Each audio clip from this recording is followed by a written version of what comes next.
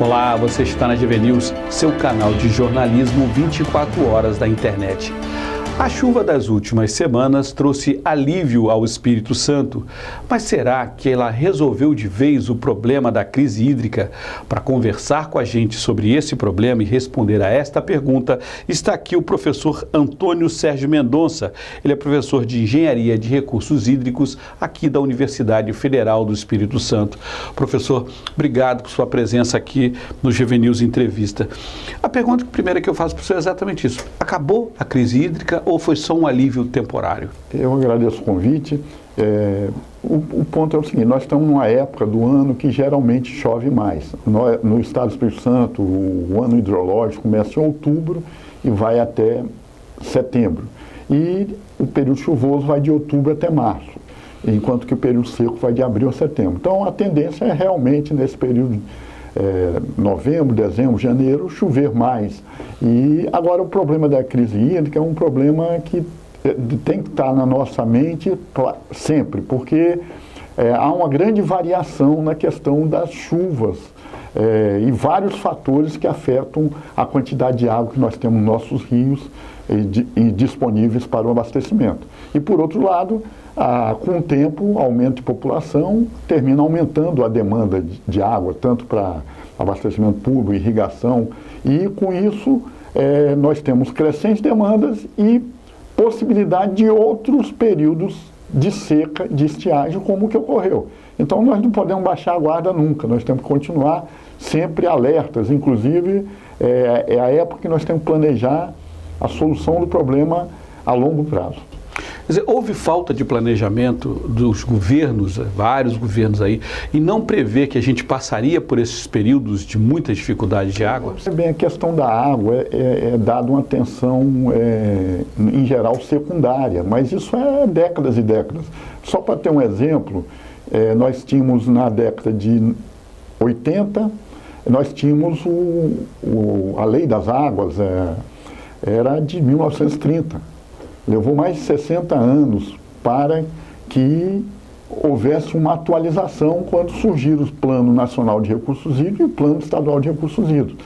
Então, a própria população pensa que a água nasce na torneira e não sabe, por exemplo, a questão das variações, como afetam os rios e mesmo qual o trabalho que é necessário para captar, tratar e transportar essa água até chegar à população. Então, por isso, ficamos sempre achando que nunca vai haver uma estiagem. E, periodicamente, isso ocorreu no estado do Espírito Santo e vai continuar ocorrendo. Então, a própria população não dá aquele devido valor à água, considerando que ele é um bem finito e nós necessitamos extremamente de água.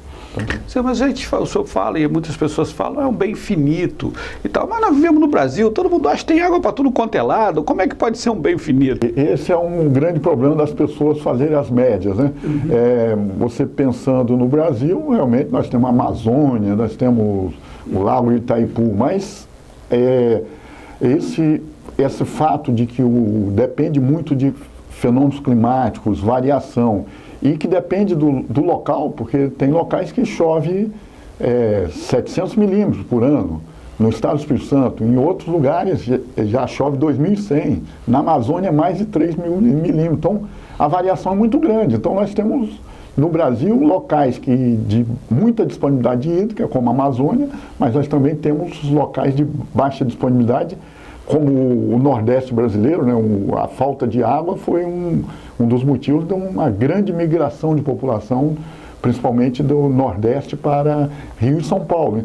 E o estado do Espírito Santo tem o Rio Doce, que tem uma vazão muito grande. Mas nós temos que pensar que, por exemplo, a Grande Vitória está situada próxima a duas bacias pequenas, que são Jucu e Santa Maria da Vitória. Por exemplo, a bacia do Rio Doce, ela tem 84 mil quilômetros quadrados. Se somar as bacias do Jucu e Santa Maria, nós temos 4 mil. quer dizer, 21 vezes, quer dizer, a área que a chuva cai e vai para Foz. Então, nós estamos com concentrada a população, quase 50% da população na Grande Vitória, e o grande manancial que passa no Espírito Santo está no Rio Doce. Quer dizer, nós, por isso que o senhor está falando, nós teremos um problema de água cada vez mais grave ao longo do tempo, na medida em que a população da Grande Vitória não vai diminuir, ao contrário. Não, em períodos de estiagem, há uma tendência futura. Quer dizer, agora, esse caso dessa estiagem atual foi uma muito grave, uma das mais graves, talvez em 100 anos. E coincidiu com um fenômeno climático chamado El Niño, que afeta o clima no mundo inteiro. Então, existem estudos falando que quando há um El Niño, existem recordes de chuva e recordes de estiagem, recordes de temperatura alta e recordes de temperatura alta em várias partes do planeta. No Brasil, por exemplo, geralmente no El Niño chove muito na região sul e chove pouco na Nordeste, Norte e Nordeste. O Espírito Santo, a gente analisou dados hidrológicos de chuva e de vazão dos últimos 80 anos e verificou que as maiores secas coincidiram com o período de El Niño. Então, o efeito desse fenômeno no estado do Espírito Santo. E esse foi um dos mais fortes. Agora nós estamos na Laninha. Laninha. Laninha. O nome El Niño veio do seguinte, aqui um aquecimento da água na costa do Peru que foi detectado pelos pescadores no final do ano próximo ao Natal. Por isso eles chamaram de El Niño. E aí quando resolveram chamar de Laninha, quando há um resfriamento. Esse é um fenômeno que está sendo acompanhado por meteorologistas no mundo inteiro. Se entrar na internet, existem figuras mostrando em tempo real a temperatura da água na costa do Pacífico. Porque quando ocorre um El Niño ou um Laninha, principalmente o El Niño, as consequências podem ser catastróficas. Quer dizer, aqui no Espírito Santo, o governo está anunciando construção de barragens para segurar água e para a região da Grande Vitória, a captação de água lá dos Reis Magos. Isso ajuda, mas o senhor acha que resolve o problema lá? Contribui para aumentar a garantia hídrica, mas para períodos secos como esse que ocorreu, talvez não fosse suficiente para evitar racionamento e outros movimentos. Mas é positivo a questão do armazenamento. Agora tem um outro ponto importante, é que passa um mês sem chover numa bacia como Jucu ou Santa Maria e continua tendo água no rio. O motivo disso é porque teve chuva há 100 anos atrás, 50, 40 anos, e que infiltrou no solo. E vai, aos poucos, quando falta chuva, o reservatório subterrâneo vai se esvaziando aos poucos. Por isso que a gente tem 30 dias sem chuva na bacia, mas ainda tem água no rio.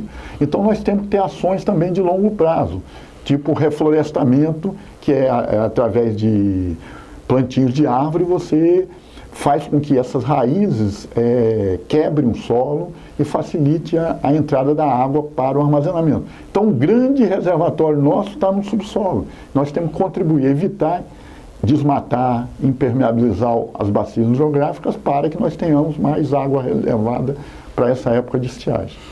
Então, pelo que o senhor está falando, nós temos que ter ações em todas as áreas. Quer dizer, o cidadão tem que se conscientizar que a água é um bem finito, os governos têm que se conscientizar que é preciso ações de recuperação da água que estão lá. E planejamento futuro. E planejamento de construções cada vez com uso de água mais racional. Existem uns planos de bacias e plano estadual. O plano estadual me parece que vai iniciar a ser elaborado. E alguns planos de bacia já foram elaborados para regiões do estado do Espírito Santo. É importante que a solução dos problemas hídricos seja feita da forma de planejamento. Você não pode ficar como se fosse fazendo curativo aqui e ali. Você tem que fazer um planejamento, onde vai ficar o reservatório, onde você precisa reflorestar, onde você vai ter que reutilizar a água, e uma série de ações. Um ponto importante é que não é só a questão da água chegar, é questão da possibilidade, por exemplo, de reuso da água. Por que a gente precisa gastar no tratamento do esgoto e não reaproveitar para outros fins? Quer dizer, esse é um ponto importante. Nova York, ela adiou por 10 anos investimentos em reservatórios, adutoras, etc., fazendo o seguinte: um programa voluntário de troca de válvula de descarga por caixa acoplada. Porque a válvula, mesmo funcionando bem, ela consome muito mais água do que aquela caixa acoplada. Outra coisa, eles trocaram chuveiro de alta vazão por alta pressão. A pessoa sente que está tomando banho da mesma maneira com menos água. Torneira também de alta pressão ao invés de baixa vazão. E a água das pias aproveitadas dentro no sanitário. Só 30% aderiram voluntariamente a isso. Mas com isso, 30% permitiram a ação e com isso adiou por 10 anos o investimento em Nova York. Então nós temos um papel na economia de água. Então a população também pode contribuir muito, tomando banho mais curtos, lavagem fechando a torneira para depois lavagem do material, evitar lavar carro com mangueira, lavar calçada com mangueira. Tem uma série de ações. Uma prova de que nós podemos economizar muito em casa é o seguinte: quando um condomínio tem um hidrômetro só para todo o prédio, 40 apartamentos, por exemplo, ele tem um consumo médio. Se você coloca um hidrômetro para cada apartamento, muitas vezes reduz em 30%, 40%. Porque, por exemplo, tem uma válvula de descarga defeituosa. O morador acha o seguinte: isso na conta de água vai dividir por 40, não vou ter problema nenhum. Mas ele não sabe que pode estar a maioria das pessoas estarem com o mesmo problema. E a conta do condomínio, que ele também está pagando, está muito mais alta do que a necessária. Então nós temos também um papel importante nessa questão da economia de água. Quer dizer, e para isso precisa convocar os arquitetos e engenheiros também que estão fazendo os prédios futuros, né? Para já começar. Não, e legislação obrigando essa questão do uso de hidrômetros individuais. Quer dizer, todo prédio que for construído, se houver consciência dos nossos legisladores, tem que ser caixa acoplada, tem que ser hidrômetro individual, tem que ter válvula de pressão. Por exemplo, tanque para armazenamento de água de chuva. Tem uma série de ações que podem reduzir a questão do consumo de água.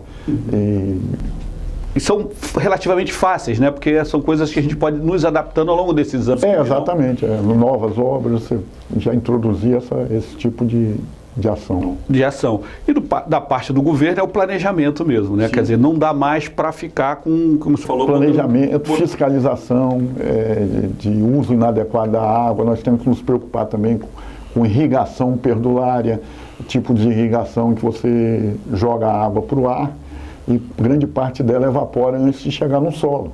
Então existem sistemas de irrigação muito mais econômicos, que, por gotejamento, por exemplo, que você tem a mesma produção com um consumo de água muito menor. Então tem um papel de fiscalização, novas leis que podem contribuir para isso. Enquanto isso não vem, né, cabe a nós, cidadãos, cobrar essas legislações e esse planejamento enquanto fazemos a nossa parte. Sem dúvida. Sem dúvida, esse é o ponto. Lá na universidade, vocês têm acompanhado tudo isso com mapas, planejamento, olhando tudo isso de maneira... Tem uma série de pesquisas desenvolvidas que geraram dissertações e artigos publicados relativos à questão de recursos hídricos. Então, existe tanto na área de recursos hídricos do nosso programa, como na área de saneamento. E vocês fazem essa interface com a CESAM, com o governo do estado? Com Existem interface em alguns projetos que são comuns.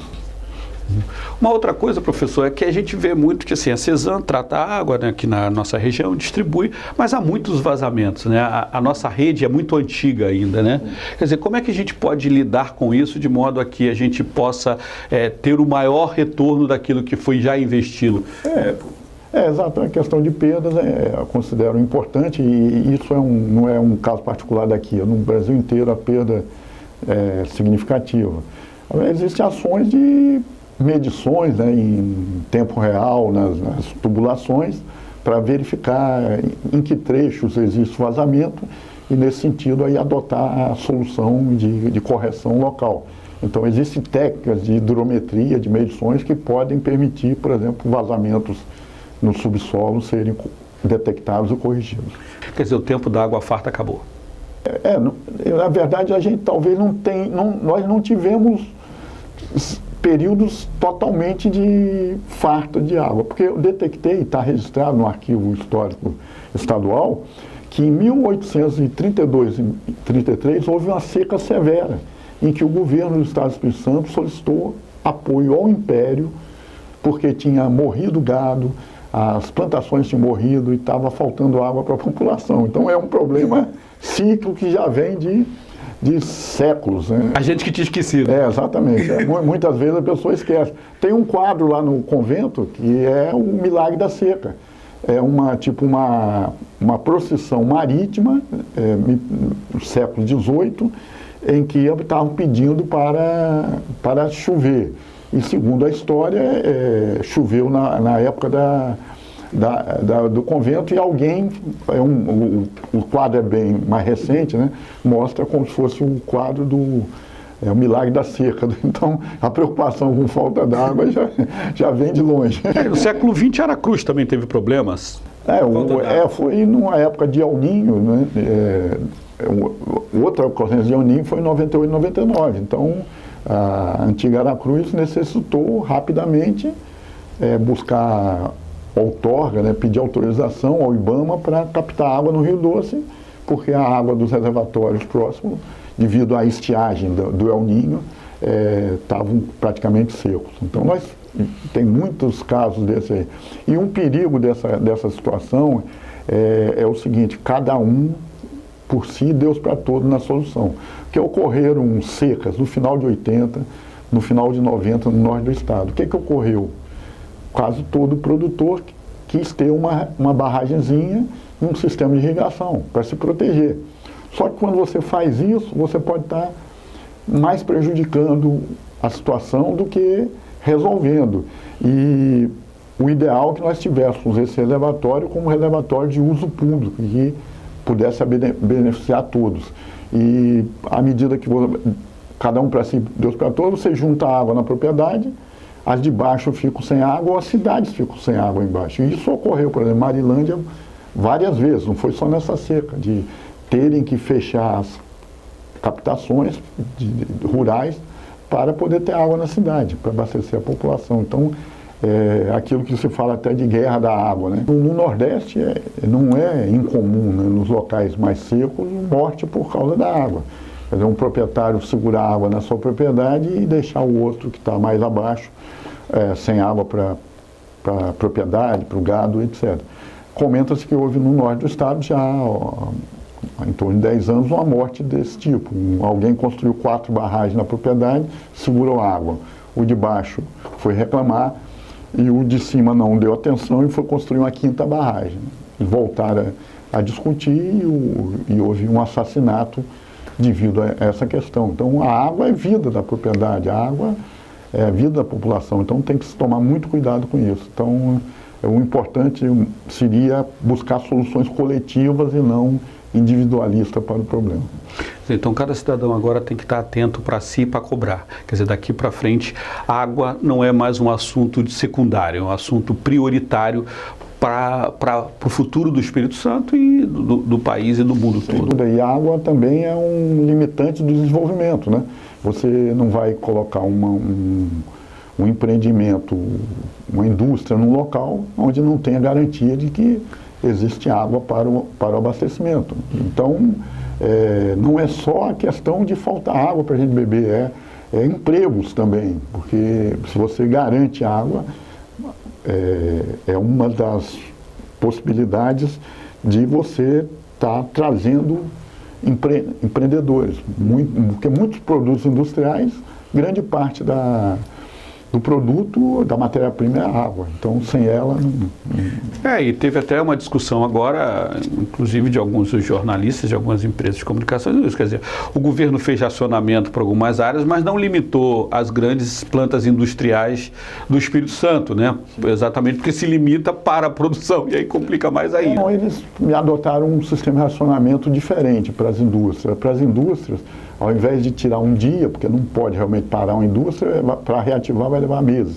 Então, mas reduziram significativamente a vazão de abastecimento dela todos os dias. Então, foi uma forma de racionamento diferente para se adequar à questão das indústrias.